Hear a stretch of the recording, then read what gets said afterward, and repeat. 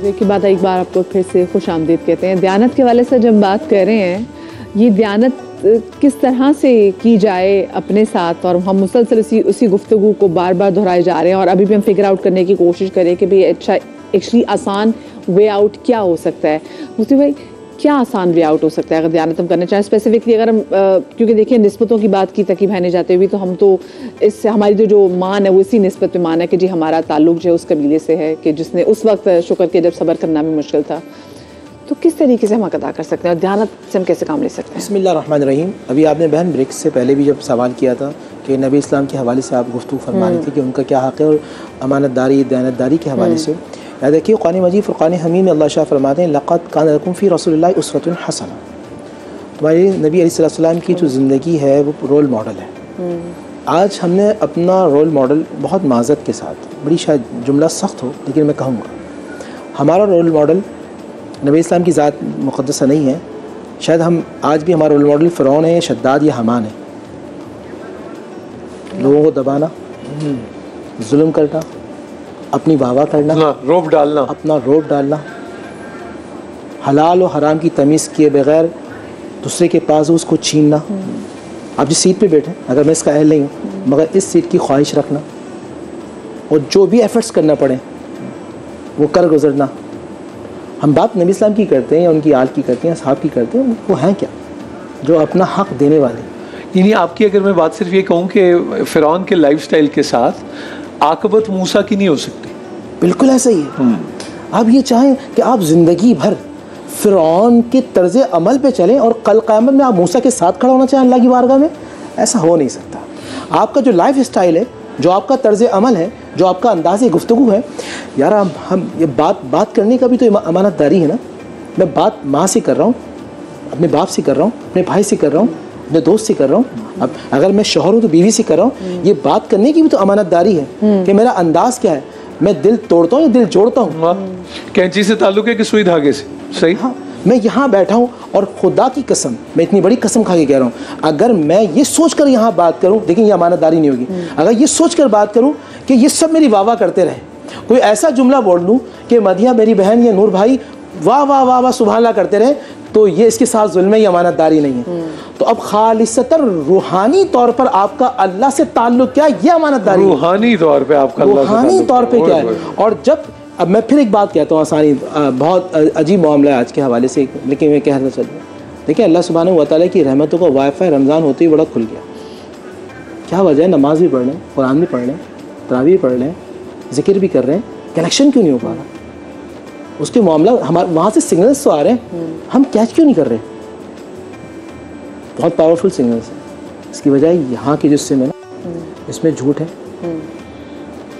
खयानत है, हमारे सिस्टम में खोट है। हाँ, अब इस सिम को एक्टिव कैसे करें? खयानत करने वाला खाइन कहलाता है। बिल्कुल ऐसे ही। और अल्लाह के नबी सल्लल्लाहु अलैहि वसल्लम ने फरमाया मुनाफिकीन की निशानी है। मैं बात कर रहा हूँ ब्रेक में, मैं कह देता हूँ अभी, हम सब मुसलमानों के जितने मसालिक हैं, हम सब एक इमाम का इंतज़ार कर रहे हैं, और इमाम महदी होंगे, और भाई सब इंतज़ार कर रहे हैं।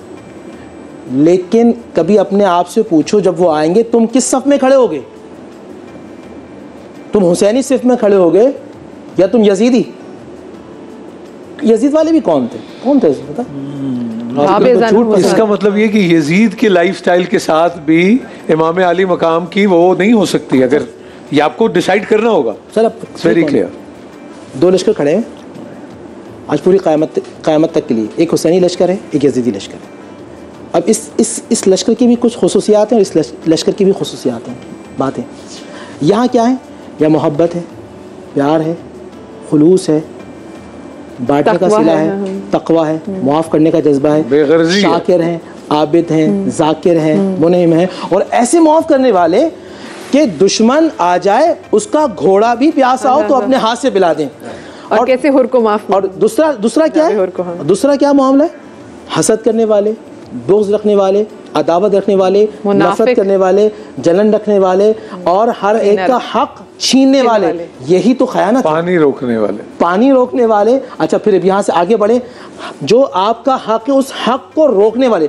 पानी इंसानों का हक है ना। और कितनी बड़ी, अच्छा अब ये भी कितनी बड़ी खयानत होगी कि ऐलान हो, आज भी हमारे दिलों से हो। वहाँ ये कहा था कि हुसैन का बच्चा भी भूख से प्यासा मर जाए, पानी मत देना, जानवर पीते रहें। आज भी तो हम कह रहे होते हैं मेरे घर से लाश उठ जाए, भाई को नहीं बुलाना। आज भी तो हम कहते हैं, हम पूरी दुनिया के सामने हम माफ़ करने वाले होते हैं, लेकिन अपने सगे रिश्तेदारों के लिए शदीद तरीन खाइन बन जाते हैं। सर एहतसाब होगा। ये तज़किया नफ्स क्या होता है डॉक्टर साहिबा? तज़किया नफ्स ये है कि मैं जितने भी मेरे अमाल हैं, मैं उन अमाल के अंदर किस तरह से अपनी प्रायोरिटाइज़ करके उसको किस तरह से अंजाम दूँ। अब नफ्स कहते किसको है? मेरे अपने अमाल हैं। मैं झूठ बोलना, सच्चाई के साथ बात ना करना, ज़ख़ीरा अंदोज़ी, वो सारे अमाल जो कि हम आम रोज़ा ज़िंदगी में हैं। लेकिन हुकूक़ अल्लाह और हुकूक़ुल इबाद में तवाज़ुन मैं किस तरह से क़ायम करूँ, मैं तज़किया नफ्स पे वहाँ जाऊँगी।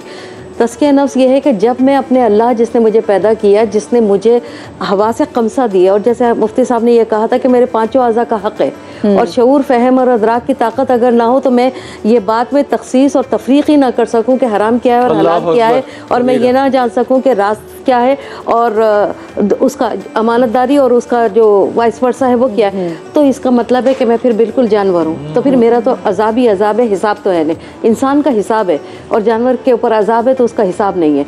यहाँ पर अगर मैं ये कहूँ कि हमारा रब तो इतना रहीम और इतना रहमान है कि उसने कुरान के अंदर अनकबूत, मकड़ी को भी मतलब फ़ौक़ियत दी, जो कि ज़िंदगी के अंदर जिसके ऊपर हम तवज्जो भी नहीं देते, उसका जाला बनना, उसकी बुनत बता दी कि एक मकड़ी का जाला किस तरह बनता है, या उसका घर किस तरह दी फिर उस जाले को, और उस जाले को तशबीह दे के एक तार के अंदर 1000 तार, तो इसका मतलब है कितने तार। फिर इससे भी छोटी सूरत पे आ जाए, सूरह नमल की आप आयत ले लीजिए, चूंटी के ऊपर बात कर रहे हैं। मैं और आप तो जानते ही नहीं कि हक चूंटी का क्या अदा करना। चूंटी को क्या कहा गया था कि उनके सरदार ने ये कहा था कि रास्ते से हट जाओ कि सुलेमान और उसका लश्कर तुम्हें अपनी सवारी के अंदर न रोन दे।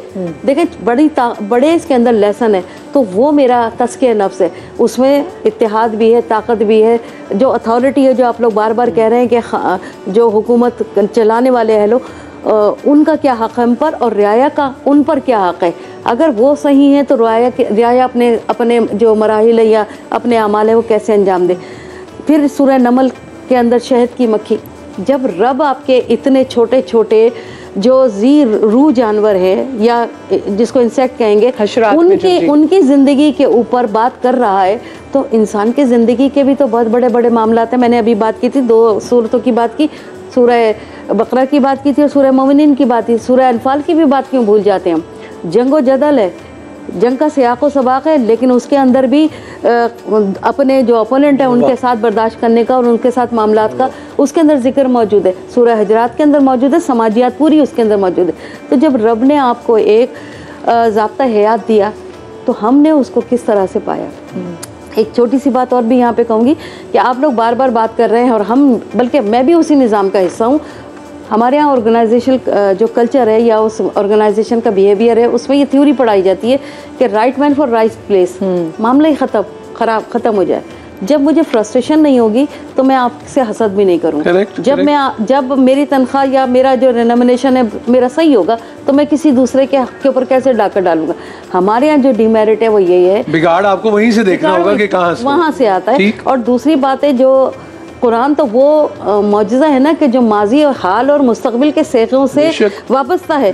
जो अल्लाह ने फरमा दिया वो हाल में भी है और हमारे आगे के मुस्तकबिल में। हम जिसका भी इंतज़ार कर रहे हों, लेकिन इंतज़ार करने से पहले मुफ्ती साहब की बात कि उनके लिए मुँह क्या है हमारे पास, अमाल की दुरुस्तगी कितनी है हमारे पास, हिसाब किताब कितना है हमारे पास। यहाँ हम रोज़मर्रा ज़िंदगी के अंदर जो अमल करते हैं, अगर मैं उस्ताद हूँ, जैसे मैंने कहा कि उस्ताद हूँ और मैं अपना पूरा इल्म अगर बच्चों को डिलीवर नहीं कर रही हूँ तो मैं कहाँ खाइन तो हुई ना, मैं बददियानती। दयानतदारी का जो दूसरा लफ्ज़ है, मुतरादिफ लफ्ज़ है, बददियानती है। अब बददियानती को मैंने जो है वो हाईलाइट किया हुआ और दयानतदारी का पलड़ा मेरा नीचे है, तो मैं कैसे माशरे के अंदर अमन सुकून और आतिशी लाऊंगी। उसमें तो इफ्तराक भी होगा, इंतशार भी होगा। और फिर एक सवाल जो मेरा नूर भाई जैसे लोगों से जो दानिश्वरी का मतलब एक पूरा सीगा रखते हैं, ये क्यों का लफ्ज़ जो है ना, ये कहाँ से ढूंढे। उलमा कहते हैं यूँ होना चाहिए, उस्ताद कहते हैं यूँ होना चाहिए, किताब में होना चाहिए, और जगहों के ऊपर जाएं तो वो कहते हैं कि यूँ होना चाहिए। चाहिए का लफ्ज़ क्यों है? हमें तो ये महीना मिला क्यों था? रमज़ान का मतलब है गुनाहों को जला देना। आपको पता है मेहताब आपा जैसे जो असातिज़ा हैं उनसे जब हमने शुरू किया सिलसिला तो उन्होंने कहा चाहिए कभी इस्तेमाल नहीं करना, एक। दूसरा फर्स्ट पर्सन इस्तेमाल नहीं करना, दो। तारड़ साहब से, मुस्तनसिर हुसैन तारड़ साहब, मैंने कहा जी कैसे? कहने लगे अगर तुम कहो कि मैं कल एक किताब पढ़ रहा था, मैंने कहा जी ठीक है, ये भी तो कह सकते हो कल एक किताब पढ़ने का इत्तेफाक हुआ तो